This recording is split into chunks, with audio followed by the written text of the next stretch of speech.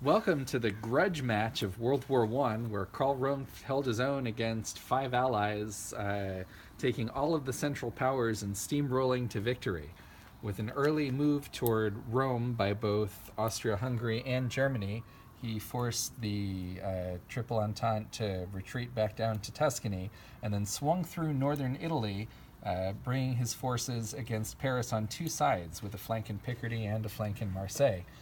France took heavy losses in the fighting and was pushed back first to Paris and then into oblivion, with a French Foreign Legion recalled from Tuscany but not actually able to turn the tides of battle there.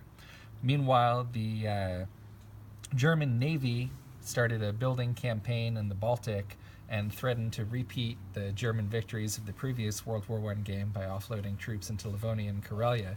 This time they were barely contained with heavy losses from a combined Anglo-French navy, but at the cost of slowing down the British campaign against the Ottomans in the south.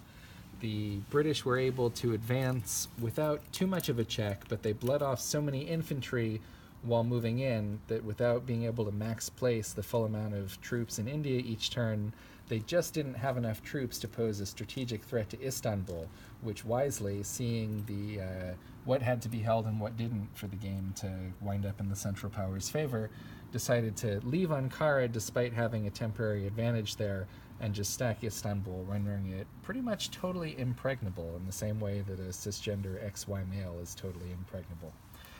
Africa was taken by the Allies after a hard slog. The French brought in one transport, the British consolidated their forces. Germany took a few poor rolls. It was not enough to make a IPC difference, and the American forces were able to hold the line in Rome, open up a second front in the Balkans, but it just was not relevant against the loss of Paris and ultimately a Russian revolution that was triggered at the Central Powers' option. They probably had the forces to crush Moscow if they wanted to wait a couple more turns, but this turned out to be good enough. The Russians, after some unusually heavy Austrian casualties in Romania to start the game, were able to come out fairly boldly, stacking in the Ukraine, making forays into Poland and Romania again.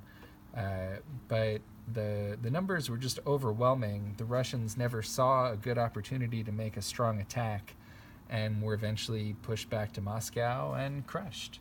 So Karl Rove ran the board. There's just no avenues left to come after him. And so even though the Russians went into revolution rather than giving him a second capital, we are surrendering while we still have a government with which to do so. With dignity. Congratulations to Karl, and thanks to my teammates, Angel and the other Karl, and Eric and Quincy, for slugging it out. It's been a fun World War I.